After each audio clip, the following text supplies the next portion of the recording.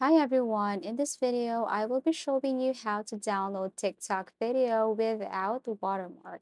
So first, you just have to launch or open your TikTok application and look for the specific video that you want to download. So once you found that video that you want to download, all you have to do is to click this share icon here to see the copy link option. For example, this one.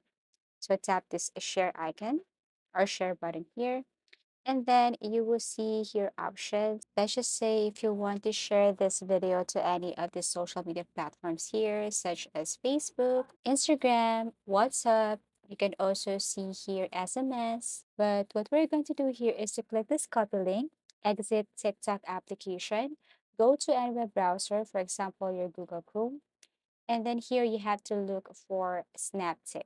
Okay, so type SnapTik and you have to click the very first link or website that you will see here.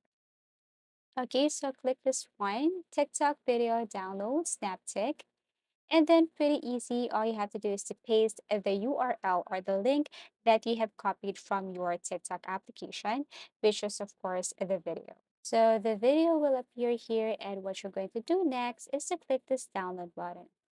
Wait as the downloading is processing, and once done, all you have to do is to open the file. Then you will see here that the video has no watermark.